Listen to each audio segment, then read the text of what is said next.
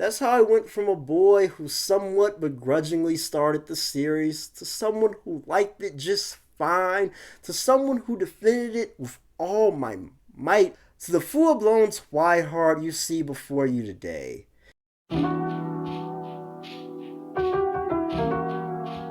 Hey guys, this is a different kind of video for me. I call it My Love Story. This is a new video series I came up with where I just explain how some of my favorite artists, series, and works have built a place in my heart. If you guys like this one, I'll make a bunch more. I definitely plan on making a Riverdale one as quickly as I can, but so far, all of my videos have been about Twilight, and I plan on branching out, so I wanted to do something special and make it my first subject for this series. Considering the amount I've talked about Twilight so far, it might be surprising to hear that I haven't always been a big fan of it. I've never even seen any of the films in theaters.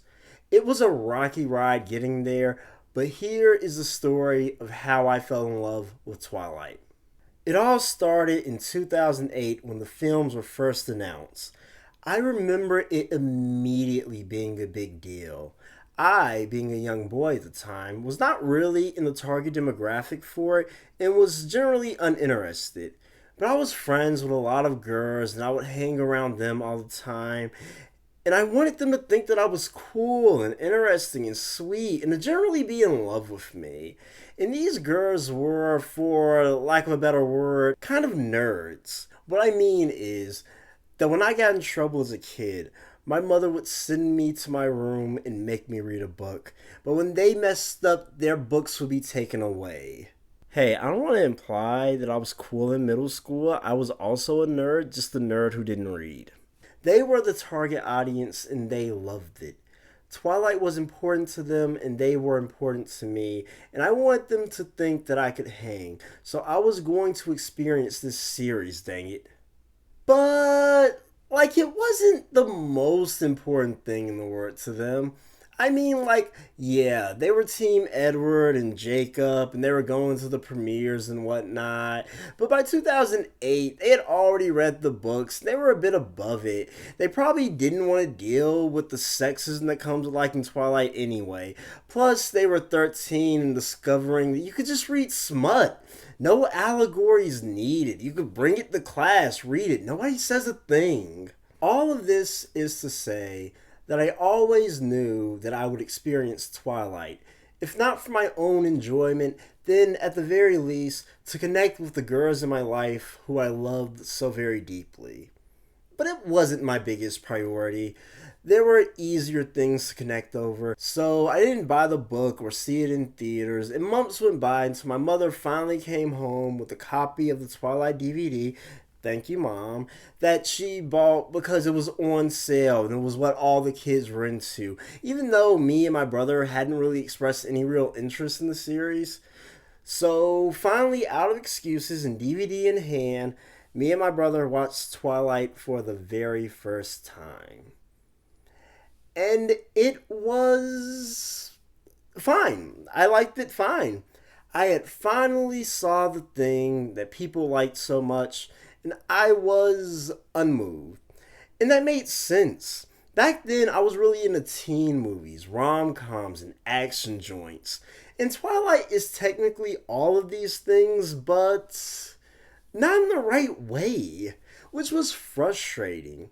Now, please don't take my underwhelming response as an insult to the film. At the time, I would have said the same about Harry Potter, Star Wars, Jurassic Park. To me, it was just another massively popular franchise that I found inoffensive but didn't really love. Also, even when I was young and so very, very cringe, I knew that the way people treated Twilight and boy bands and all the other things that girls liked was cruel and sexist. And I was never a defender of these girly things, but I didn't want to add to the noise. So if Twilight wasn't for me, then a muted reaction was the least that I could do. And so a few years go by, and I don't really interact with Twilight all that much, but it was still popular with the girls in my life. And I really don't know why I keep on saying girls. Yes, I loved a lot of girls back then who were into Twilight, but there was one in particular. I had a crush on a girl who reads, and I swear that the only reason I ever picked up a book in my life was to have something to talk to her about. That girl taught me how to read. Pro tip: if you don't know what to say to a girl, ask to see her bookcase. She will take you to her room, and if you're nice, she will make you borrow a book. In my 2010 or so, I was running out of things to say to this girl, so I asked to borrow Twilight, and then New Moon, Eclipse, and Breaking Dawn, and I read them all. So, since I doubt I'll ever make a dedicated video about it, here is my abbreviated book reviews of the Twilight Saga by Stephanie Meyer. So, Twilight. I want to note that it is important to me not to be mean or negative about the Twilight Saga on this channel. There's enough of that on the internet already. But when I first read Twilight, I hated Bella so much. She was so boring and whiny. She was vapid and had no personality or interest. Her thoughts were painful to get through. So I really empathize with readers who find Bella's voice uninspired. But other than that, the book was endlessly consumable, a real page turner. I liked the story fine, but the voice of it was grating. A typical boy reaction to the series, I would say. I remember thinking, man, this book would be pretty good if it was from Edward's point of view. I would really love to explore this series from a masculine perspective. Your wish has been granted. What was that? Oh well. This was my initial take on Twilight, and I want to be clear. I was wrong. I thought I didn't like Bella because she didn't have a personality, but actually she was bursting to the brim. Bella was very self-conscious and timid, a little judgy, self-sacrificing to a fault, curious and passionate, falling madly in love as quickly as she could, always moving toward the life that she wants, never backing down. Not when Edward told her to stop, not when James tried to kill her. Bella is always unwavering. And by the end of the first book, I didn't know it at the time, but I was as unreasonably in love with Bella as every other character in the series.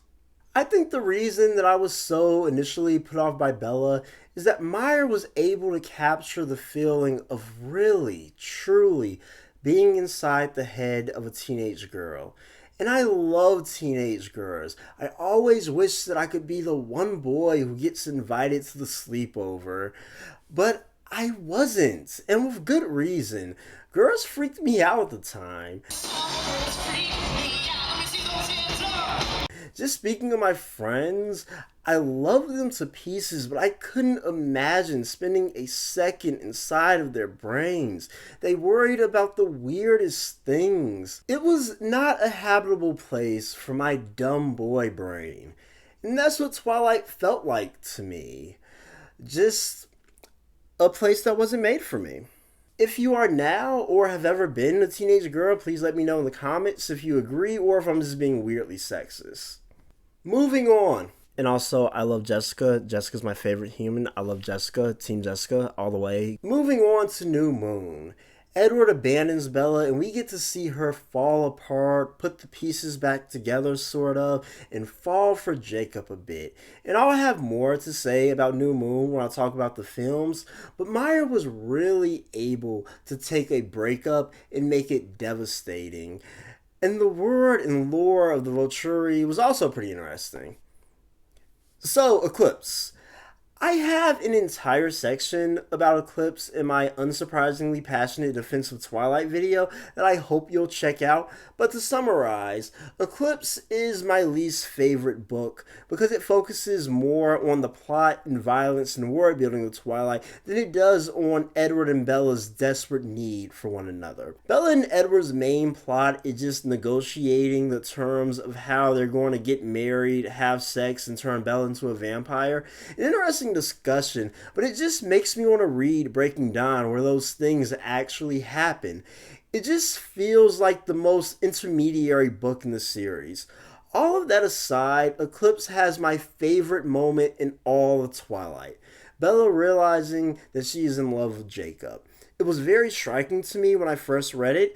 Bella's ability to be in love with someone else makes her love for Edward feel so much more special and intimate to me.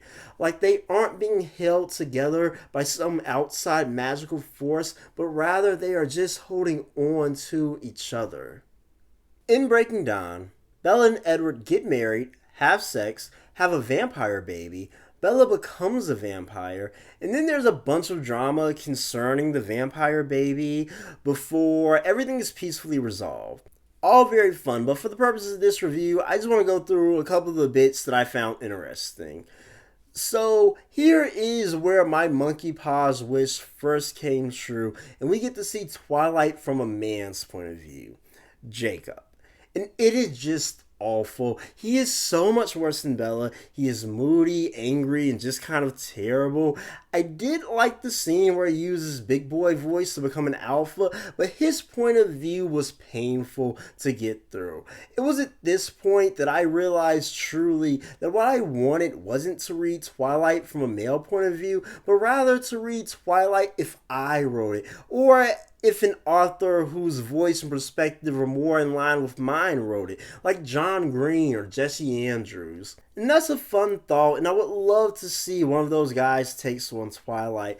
But Twilight, as it stands right now, is immaculate. It is a masterpiece. I don't take much time to read these days, so I haven't read Meyer's latest attempt at a masculine perspective, Midnight Sun, but as you can see, I do own it, and the second I fall in love with a girl who reads again, I am going to read this book to try to impress her. I'm taking applications now. Back to Breaking Dawn. I suppose that I should talk about what is possibly the most controversial moment in the series.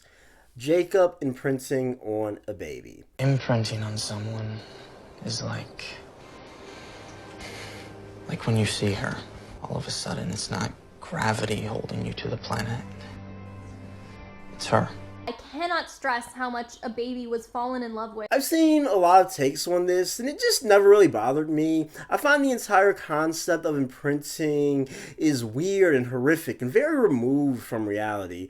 And Renesmee's case is particularly interesting, partially just because of the power fantasy of having an extremely attractive person slavishly devoted to you from the moment you're born. Yes, sign me up, please.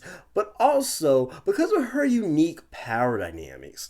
She is the youngest daughter of one of the most influential coven of vampires in the world, and she is a vampire. She will never be financially or physically dependent on anyone. She has an abundant amount of social capital. She will have potentially hundreds of years to process this weird trauma.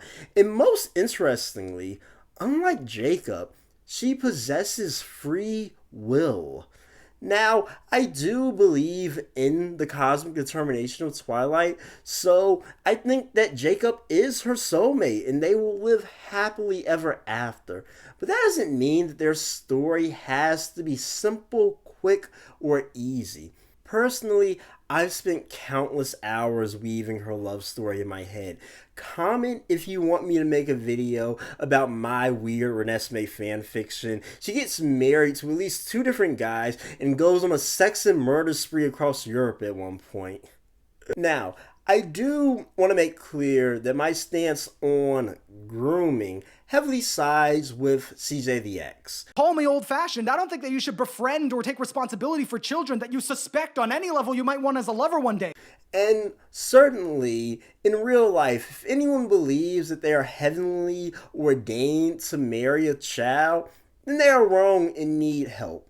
But Twilight is in real life, and Meyer has created such a weird and wonderful and immersive world that has captured my imagination. But if you want to take me out of context, sure, I'll say it.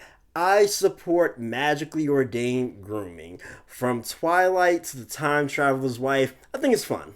Although, One issue that I have with this book is that Jacob implies that his affection for Bella and her need for him was somehow linked to his connection with Renesmee. It was her. From the beginning, it was Nessie who wanted me there. And I hate it. I think it's bad. It takes away from Jacob and Bella's agency and relies on incoherent reasoning. Luckily for me, the magic system in Twilight is inherently unknowable and kind of random. Why do some vampires have superpowers? Because. How do wolves get their powers? Well, they were just always kind of magic. You can't even really prove that dismembering and burning a vampire will kill it.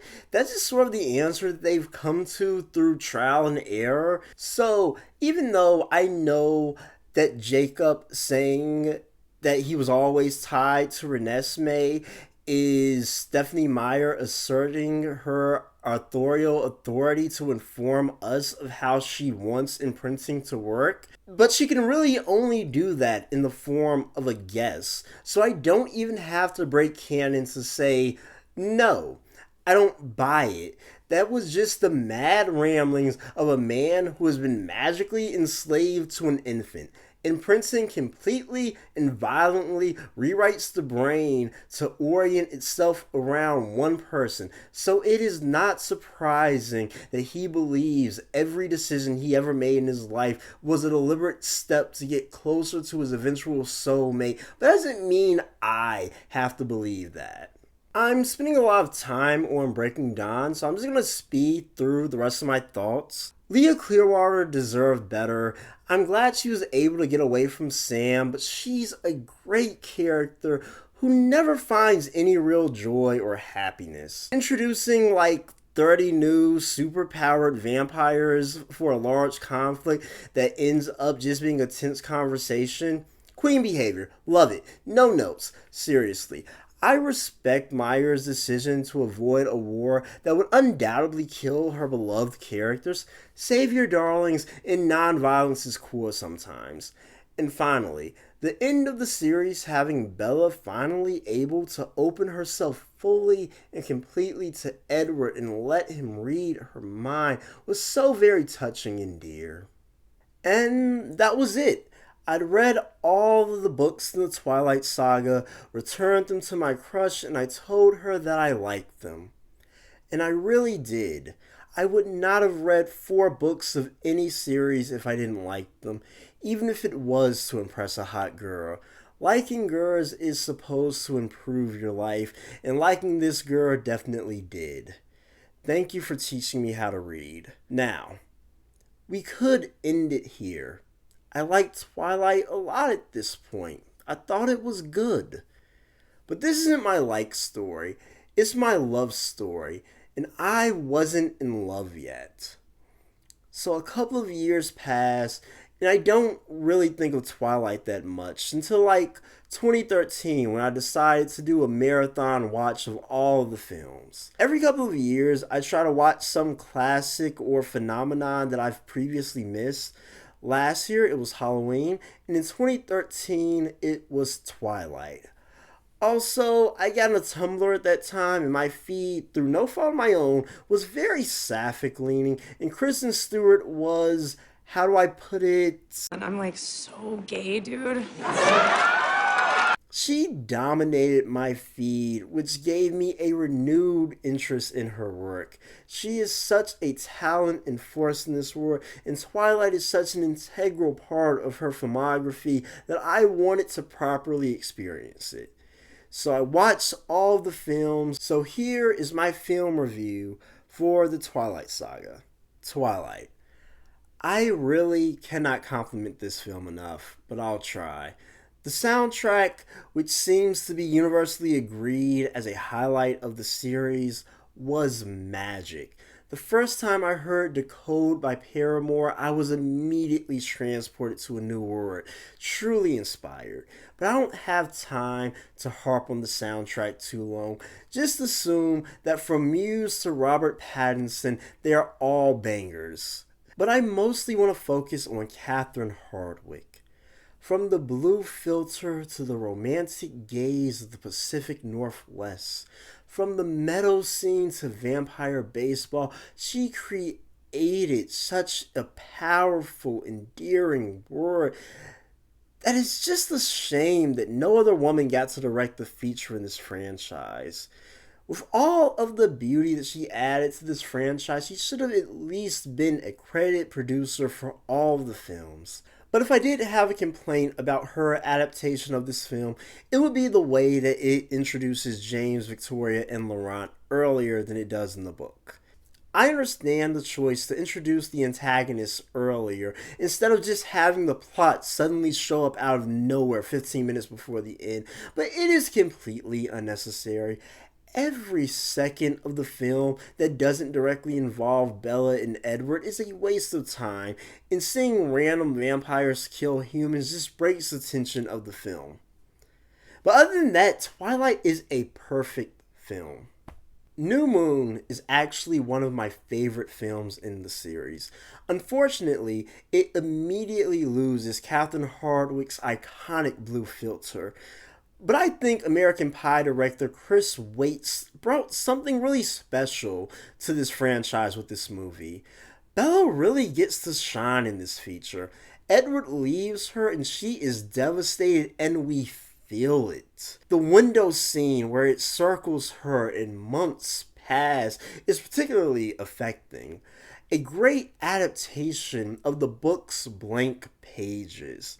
But I really want to praise Kristen Stewart. She is giving her all for this film. Her night terrors are terrifying. I hear her scream in my soul. Her desperation to regain some sort of connection, either through danger or through Jacob, is palpable. Jacob truly never had a chance with Bella, but in the scene where Bella is begging him to stay, asking him to give her just a little bit more time to fall in love with him, the way that she desperately clings to him, I can feel her overpowering love for him. It comes off of her skin.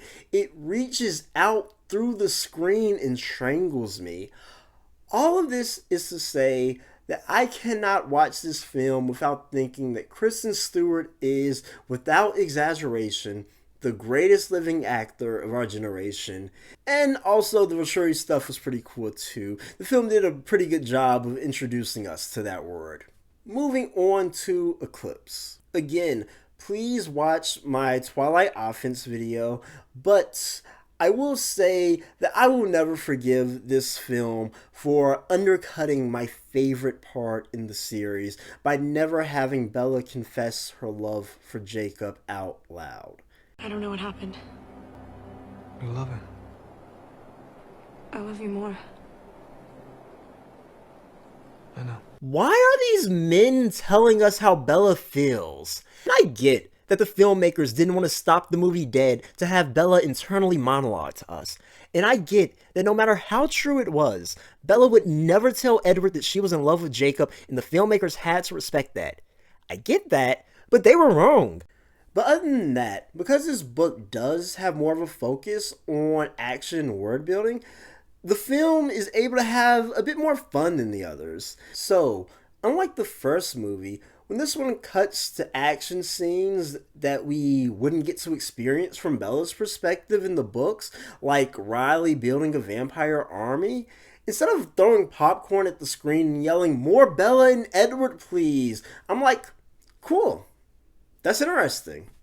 For my film watch of the Twilight Saga, I was most excited to watch the Breaking Dawn movies because I was endlessly curious how they would adapt that book. I'm really glad they broke it into 2 movies. Yes, Twilight, take your victory lap, take your bow. Give me a 20-minute wedding scene, take another 20 for the honeymoon, take all the time you need. I am a fan, service me.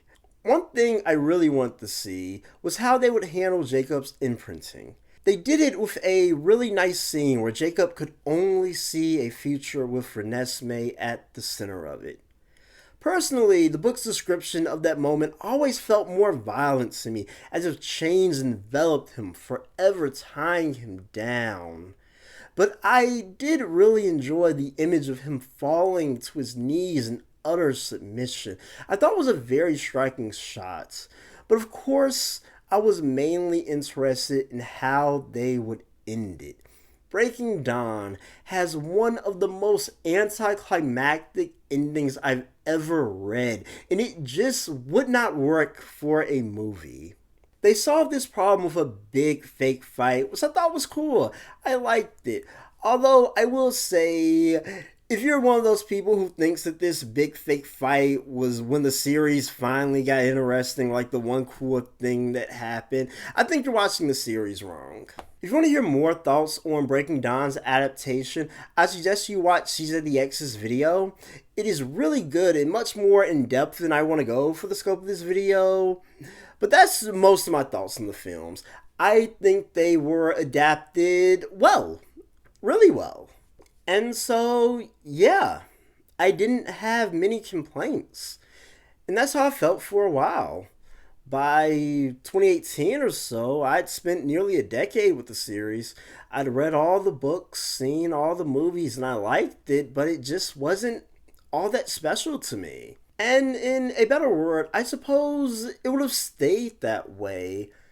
But we live in this world. And in this world, Twilight began to have somewhat of a renaissance around 2018 or so. Suddenly, a new generation was falling in love with the series. Robert Pattinson and Kristen Stewart were being cast for amazing projects. Stephenie Meyer was finally releasing Midnight Sun. Twilight was more culturally relevant than ever, and everyone just wanted to talk about it, and I had just gotten a desk job, so I had plenty of time to listen. And in this beautiful frenzy of rediscovering this masterpiece, almost without fail, everybody called it bad. I made an entire compilation of people calling Twilight bad for my Twilight vs. Once Upon a Time in Hollywood video that I'm not going to replay. But Twilight being bad, or to quote a much better video essayist than me, Lindsay Ellis, dumb cheese at best, was the accepted narrative, and everyone agreed. And that really bothered me. And I don't think I fully understood my irritation until I saw Big Joe's Twilight video, and I saw someone unabashedly find something beautiful in the series without equivocating. And it suddenly became clear that that is how we should discuss Twilight. We should talk about how great it is, and we should believe it. And time again, everyone just kept not doing that. They kept saying it was bad, so I got indignant. Twilight was not specifically important to me. I didn't personally love it, but it was good and beautiful. And it was beautiful in an undeniable, transcendent way. And the way we all spoke about it was wrong. And once I had the thought, it consumed me. I could not let it go, and as a result, I was constantly engaging with Twilight. I watched every video, listened to every podcast, read every article I could find about the series, and it was so infectious. People just kept talking about it, and they still do. I see a new Twilight video on my feed every week, and I kept listening, and I kept rewatching the series and reading the text and thinking about it, and I knew that everyone else was wrong. Even if everyone is telling you that something wrong is something right, even if the whole world is telling you to move, it is your duty to plant yourself like a tree, look them in the eye, and say no. You move. Twilight is not a sin. It is not a guilty pleasure. It is not an ironic or campy cult classic. It is a masterpiece. And at some point, in my fervor to defend this work, as I continue to engage with themes and impact, As I listened to Catherine Hardwicke and Melissa Rosenberg speak of the love and power they put into the films, as I thought about how this series inspired Haley Williams, Christina Perry, and many, many more to create arts and beauty in this world. At some point, I was no longer fighting simply out of spite. It was no longer just a moral obligation to call Twilight good. At some point, this was personal, and I had to admit it. I was unconditionally and irrevocably in love with Twilight. And that's my love story. That's how I went from a boy who somewhat begrudgingly started the series to someone who liked it just fine, to someone who defended it with all my might simply because it was the right thing to do, to the full-blown Twihard you see before you today. And I wouldn't change a thing about it. This is my love story. Please leave a like or a share. Comment and tell me how you fell in love with the series. Come back next week for my review of my favorite action movie, Face Punch. And finally, thank you. Thank you for talking about Twilight with me. See you next time.